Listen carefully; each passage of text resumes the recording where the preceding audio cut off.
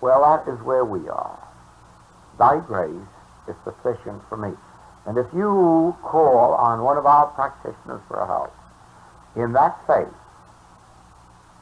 that God's grace is sufficient and that you are relying on the practitioner's realization of that truth, the practitioner's confidence, the practitioner's consciousness of God's presence, then the healing must take place.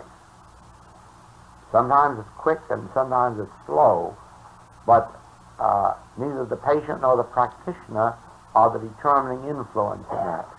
There are sometimes very good reasons for slow healing, and usually the reason is that the patient may gradually come further and further into the orbit of God, so that when the healing does take place, it is more than just a physical change. It is an opening of the spiritual centers, the divine consciousness. But when the patient calls for help, and the practitioner in full faith and confidence gives all of understanding and all of prayer and all of treatment of which they're capable, and the patient themselves is thwarting the results by withdrawing themselves from that spiritual embrace through the use of material means, then you either have no healing, or a much delayed healing, or a healing that has no other consequence than just physical welfare as against physical ill.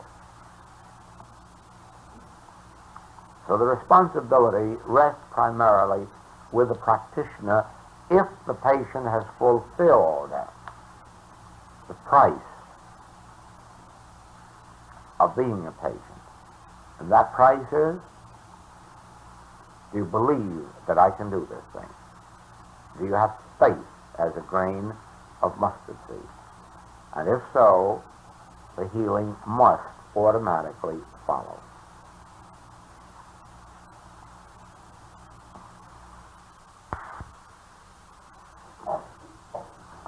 The Master says, leave all and follow me. Leave your nets. You hear that? Leave your nets. You know what the nets were to those fishermen? That was their livelihood. That was their provision for their families. That was the evidence of their love for their family. That was the evidence of their care. That was the only way in which they had for caring and providing for their families. And yet the Master said, leave all that and follow me. Very daring thing to do. Very daring thing to say. Give up the only means you have of supporting your family and follow me. There's something more important in the world, he must have meant, than supporting your family. Or maybe I can show you a higher way of supporting your family. He meant something of a very drastic nature when he said, leave those nets and follow me. I will make you fishers of men. Let us think on that for a little while. Or let's think of our position. You see, just for the past few moments, we have been talking about just leaving an aspirin tablet, or a cold tablet, or a flu tablet, or a little food value. Now we are taken back to the shores of Galilee, and we're hearing the Master say to us, leave your method of earning a livelihood. Leave your way of supporting and supplying your family. Leave that material way of showing your love to your families, your care and your support, and follow me. Follow me, the Spirit. And think what would happen if that remark were addressed to us. Think how shocking it is right now to be asked to leave the medicine bottle alone, much more to be asked to leave our work, our incomes, and our present method of supporting a family. You know, whatever occupation we have, whatever it is that we're doing to support our families, have you ever stopped to think that there's a better way and a higher way and a more spiritual way? There is. And evidently the Master intended to show that way to the disciples, because he surely didn't mean that they should desert their families and leave them without support. He certainly never meant to break up those homes and put them on relief or make them dependent on someone else. The Master couldn't function from any such plane of consciousness as to cause loss or lack or limitation to anyone. So when he said, give up your material way of earning a living, and then after the resurrection proved again that when they went back to the material way of fishing, they still couldn't do as well as when he said, cast your nets on the other side, on the spiritual side. Now that's all that is being said to us today in spiritual work. Give up those material resources. Give up those material remedies. Give up those material reliances and follow me. Follow me. And I will make you fishers of men. I will do that. Let us get this clear. I will make you fishers of men. Let us say that. I will make you fishers of men. Which is more potent, a medicine bottle or I? The dollars in the bank or I? Now, do you know that the whole meaning of this class, all of this week, has been to turn us into the realization of our self-completeness in God, so that we would know that I am more important than dollar bills. I am more important than medicines. I am more important than bone setting. The whole activity of our work here this week has been to reveal our self-completeness in God, so that we could have our complete reliance on me. Follow thou me, and I will make you fishers of men. Follow the I within you, the Father within. Follow this Christ, this principle, this Spirit that abides within your own being, and see if in relinquishing your material mode of living, your material dependencies in life, see if a higher, finer, more abundant, more prosperous, more joyous spiritual life and health and supply, see if that doesn't unfold. And there, you see, is the culmination of all our work. There is the point to which it has led. Can we leave all of our material dependencies? Can we leave the dependency on our families for love, justice, mercy, and expect it only of the Father?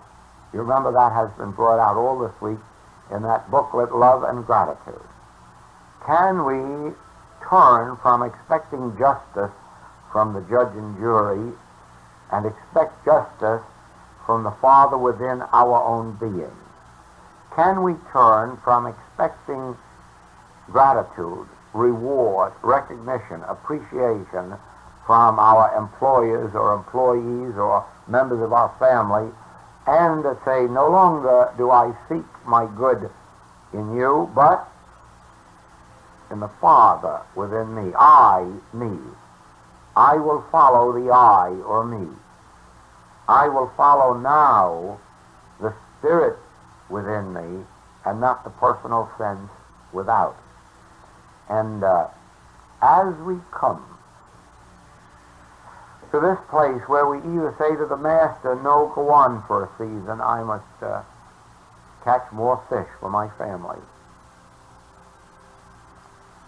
Go on to the Master while I stay behind here and rely on human beings for recognition and reward and cooperation and gratitude.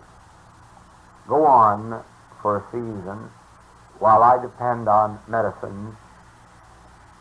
Or have we reached that point of consciousness that the disciples had reached, when without question they lay down their nets? Matthew left his job as tax collector to follow me, to follow the spiritual impulse of your own being. Remember now, the Master really wasn't asking these men to follow Jesus. He was asking them to follow the teaching that the I within is the Messiah. No one is asking you or your patients or your students to follow Joel Goldsmith or to follow the infinite way, but to follow me. I, the Spirit, at the center of your being. Leave your nets and follow the I. Leave your material modes and means and follow the I, the Spirit within you, the divine Christ, the Son of God, within your own being, and trust it rather than trust something out here in this external realm, or somebody out here in this external realm. Now we are at that point in this week's class where some of us at least are being called upon to answer that call. Some of us have not yet left our fishing net.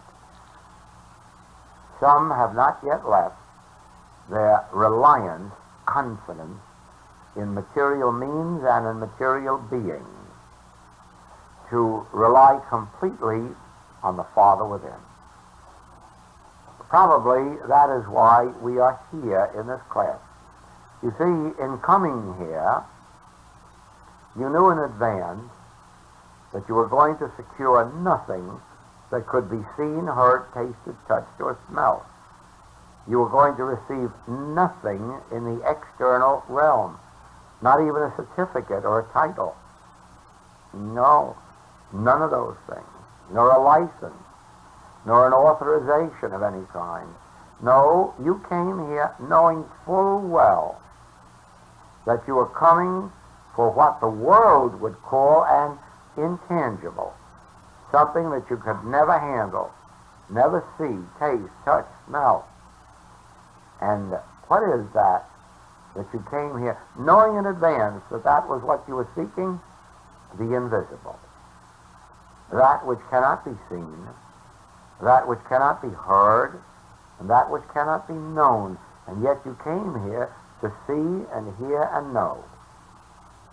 To see that which cannot be seen, to hear that which cannot be heard, to know that which cannot be known.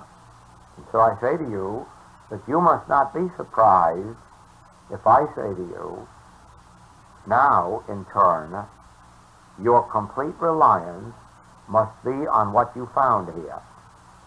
Nothing. He hangeth the world on nothing. And so, as you go forth from this class, you must really realize that what you came to get was nothing, and you're going away with it. Yes, you're going to get just what you came here for. Nothing that you will ever see or hear or taste or touch or smell, but of this I'm sure, that you feel it and see it and hear it and know it, even though there isn't any it to see and hear and feel and taste and know. Oh yes. Because that is the lesson of our self-completeness in God, in the invisible power, not the visible. We are here to learn of an invisible power, of, to the world, an unknown power. What separated not only the disciples, but the followers of the Master from the other Hebrews? Only the fact that the other Hebrews couldn't see, hear, taste, touch, or smell what it was that the disciples and the Hebrew Christians, Jewish Christians, were following. It was foolishness to them. Foolishness. How can you follow something that nobody knows anything about? And then these followers of the Master would smile. Not know anything about it. Oh, we know all about it. Well, what is it? Where is it? Let me see it. Let me touch it. No, it's a glint in the eye. Oh, no, that's foolishness. That's foolishness. Yet that was the truth. That was the truth. They saw something in the Master. They felt something in the Master. They felt something in their association with him that satisfied.